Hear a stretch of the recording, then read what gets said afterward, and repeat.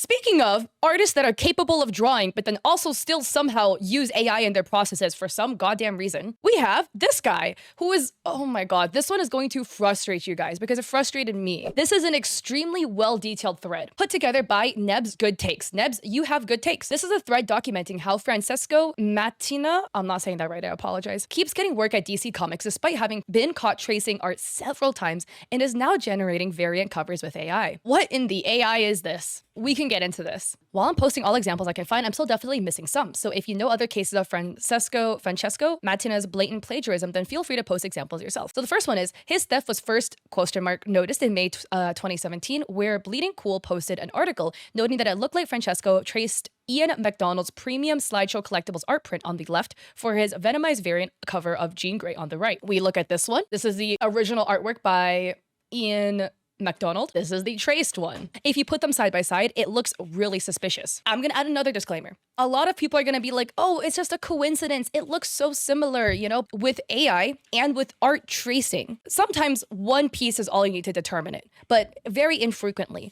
Mainly the way we determine whether it's made by AI or whether it's traced or both is through a collective history from this artist. So here we have, later in 2017, Ji-Hyung Lee accused Francesco of tracing his piece for a variant cover of Venom number 150, where you can see that Mattina blatantly took his art, mirrored it, and tilted it. So this one is Ji-Hyung's art, which looks really, really good. And then we have Francesco's piece. A little bit odd. Look at this, guys. Look at this. Francesco's piece, flip it, and then tilt it a little bit. The pose is exactly the same. The distance that the shoe is hanging off the foot, like the distance between the heel and the shoe, is the same. The leg angle is the same. The body pose, even the boob size, is the same. The only thing that's a little bit different is this hand is missing in this piece because it became like part of Venom. 1 week later, Bleeding Cool posted an article noting that it appeared Francesco has traced a digital magnetosculpt by CG artist Daniel Bell, current art director of Slideshow Collectibles, for Mattina's Venomized Astonishing X-Men #3 variant cover. This is the sculpture. This is the cover. If you look side by side, the body, the pose, etc. is really similar. What I really want you to notice, though, is the cape. Look at the swoosh of this cape on the sculpture. Look at the swoosh of the cape on this piece. A lot of artists use references for their art pieces. Sculptures are references, poses are references, But if you are going to trace off of a reference piece, then the reference piece should also be something you own. You know Riot Games, right? They make League of Legends, they make Valorant.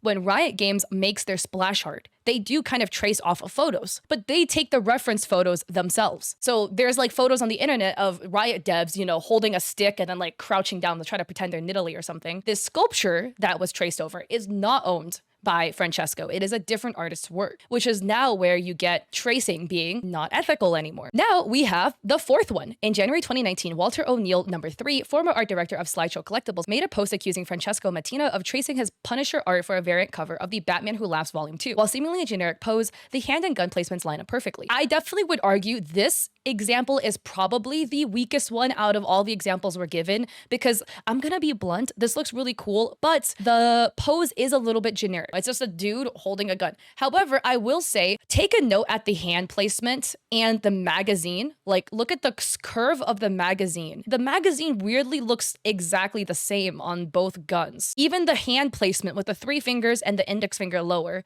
3 fingers, index finger lower, and thumb over the gun. It's just a lot of similarities, you know? And we have this one. In Walter's post, he also mentions how Francesco Mattina had blatantly traced a Judge Dredd piece by Greg Staples, who had also made art prints for Slideshow Collectible. This one is probably one of the most blatant ones. You can overlay this over each other, and it's basically 1-to-1. Like, even the nose, placement of the helmet, the head angle, like the jawline. This jawline is shifted up a little bit more forward, which looks actually weirdly unnatural. But actually, that is really odd on this piece. Anatomically, this looks very accurate because obviously it's made by the OG guy. But then this jawline is like, it looks like his jaw's broken and shifted upwards. Like he had like jaw reconstruction surgery or something. Again, I am not making fun of artists who make actual art. This guy is a known art thief who also is known to use AI, which is why I am making fun and mocking his artwork. I would never make mockery of an actual human artist. And then we have this one. Walter then noted that Francesco Mattina's variant cover of Batman #5 had also been traced from an older Batman commissioned by Gabriel Del Aro, who, by the way, has also made prints for Slideshow Collectibles. You notice a trend? He keeps stealing people's art who has made art for slideshow collectibles. So we have the OG Batman drawing. This is gorgeous. Oh, look at this Batman. And if you put it side by side, the placement of the cape, like how the cape cuts upwards on the center of his pec and then it goes back down like that, the head angle, everything, the shoulders, all of this is the same. Even like the leg pose, the knee up like this. It's basically one-to-one. At the end of a bleeding cool article covering this incident, a post by artist Adi Grunov, I'm sorry, I'm butchering everybody's names here, who, you guessed it, also sells prints on slideshow collectibles, was shown saying Mattina had traced his work too. Writer Rich Johnston then noted Marvel had cut ties with Mattina in 2018. In 2020, comic artist Alex Gardner accused comic artist Francesco Mattina of tracing his Annihilation Scourge Alpha #1 variant cover for a variant of The Flash number 750. Naturally, Alex Gardner also sells his print on the slideshow collectibles. But take note of this character. Look at the pose of the Flash. And here's more proof.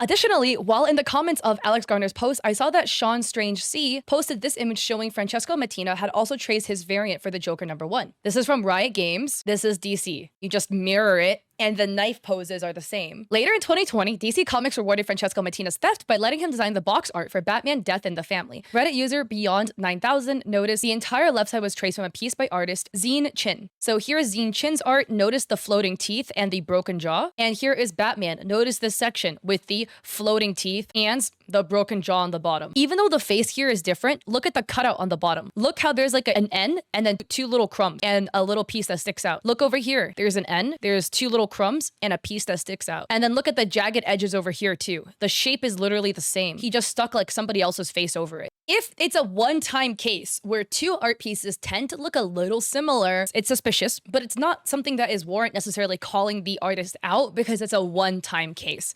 We can give them the benefit of the doubt. You never know. Maybe it is a genuine accident. But at this point, I have showed you, I think, 8 examples of an almost one-to-one comparison between somebody's original artwork that also coincidentally almost always also had their art in these slideshow collectibles and Francesco's work. All of this together with the frequency of it and with how many instances there has been of Mattina, this DC artist, having art that is one-to-one traced over from other artists, we can confidently say this guy has traced. So Neb says, at this point, you may have noticed that while Francesco Mattina does trace from other artists, he still has the technical ability to draw on his own digital art, yet still chooses to plagiarize regardless. You may also be wondering why DC still works with him, and here's the answer. Wow, look at the comments. This is so sad. I haven't stopped buying his covers. If I'm an artist, I'll be mad too, but I'm only a consumer and I like his covers and I will continue to buy them. I hope your pillow is always warm, Jetman. Still gonna buy Mattina covers. Mattina can't file a defamation suit because he would have to prove not only that what accusers were saying untrue, but they also knew they were lying about him.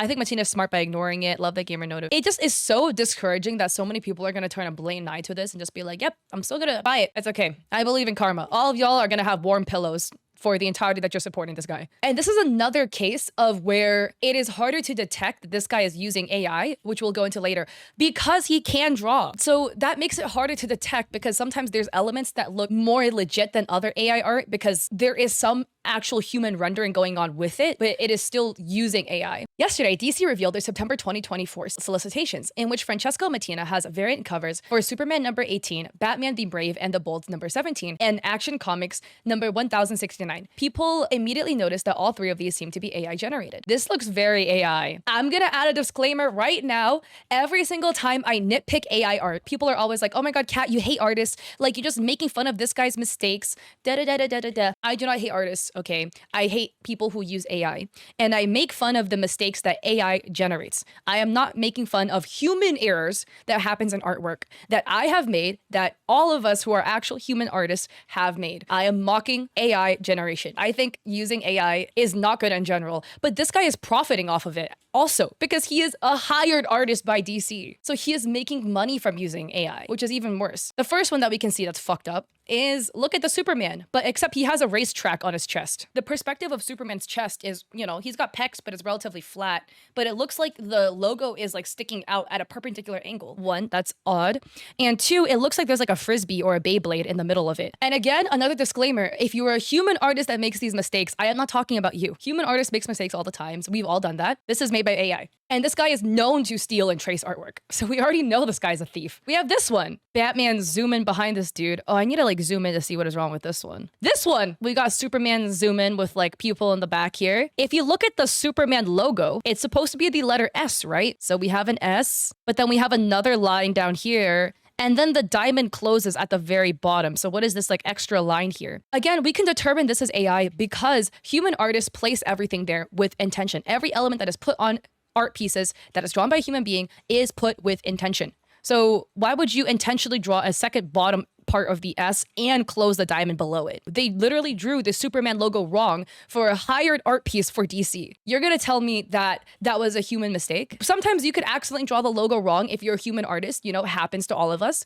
But this guy is hired to make art for DC. You're telling me that he didn't double, triple, quadruple check to make sure that the logo looks correct? This is also a guy who has made so many art pieces for DC. So you're telling me he has made hundreds of art pieces for DC and he still doesn't know what the Superman logo looks like. And again, this is a guy who is known to steal and trace artwork. Isn't this art supposed to be run by an art director? Like, there are people who are supposed to approve the artwork before it goes into print. So who greenlit this? Oh yeah, and more in AI. Look at her earrings. She has one humongous hoop and then one really, really tiny earring. It's very important to be careful when accusing artists of using AI, as these programs match the style of prominent digital artists and blur lines. Thankfully, I don't have to be careful here since Francesco Mattina wasn't careful either. People always tell me, Kat, oh my God, why are you accusing artists of using AI? How dare you? You could possibly be hurting or their careers. When I talk about accusing people of AI and when I accuse people of using AI, it's when I have a large amount of their artwork I can look at. If it's one piece with some inconsistencies, we can give them the benefit of the doubt. They could have used AI in just one piece, but they also could have had a bad day and made some, you know, mistakes in their drawings. Over a large quantity of pieces, if we see a consistency in errors that are errors that AI has a common tendency to make, and a level of skill that would indicate this person shouldn't be making these mistakes. AI has a tendency to make what is considered beginner mistakes, oddly placing elements where they don't belong. These are mistakes that beginner artists make, that I made when I was a beginner. These are not mistakes that somebody like Francesco Mattina, who is a professional artist who is hired by DC to go make art for their characters, should be making. But again, this guy is a known art thief. The first thing again is the Superman logo, like I pointed out. Look, there's the bottom of the S and there's another bottom of the S. Again, this happens because AI is bad at writing. So AI probably effed up and finished the S, but then like, you know, tried writing another S down here. This Batman one, it looks like the bat logo here doesn't have the ears. We got one wing, the other wing is melted off into nowhere. And again, you're gonna tell me that a guy who is hired by DC to make art of their characters and has been hired to do this for years still doesn't know the Batman logo. Also, Batman's eye is really tiny. And then this was what I pointed out earlier, how on Superman's chest, he's supposed to have the Superman logo, except the logo looks like a racetrack with a Beyblade inside the racetrack. So this one's really sad. That all being said, DC has made it clear that they'll continue to work with Francesco Mattina unless there's loud enough pushback, which seems pretty achievable right now. Bridget LaMonica says, the tragedy is he seems to have real talent. He's just not using it and shooting himself and all these artists in the foot. DC, you gotta cut this guy loose. I mean, at the end of the day, it just sucks to see this because when you see art theft and people stealing artwork, you would hope that from an industry perspective, companies would make a stand and like rally against AI, and that if they see this happening, that they would fire him for his usage of AI and his usage of tracing other people's artwork. There's enough examples over and over again to prove that this guy is a thief who traces artwork and who also uses AI in his artwork. And yet DC not taking a stand against this guy and kicking him out is honestly really disappointing to see. And it's something where it kind of sets the precedent that, oh, if these corporations will continue giving somebody who steals art money, then how could us artists actually have faith in this corporation? Not that we can have faith in corporations in general. I mean, they're all like soulless leeches, but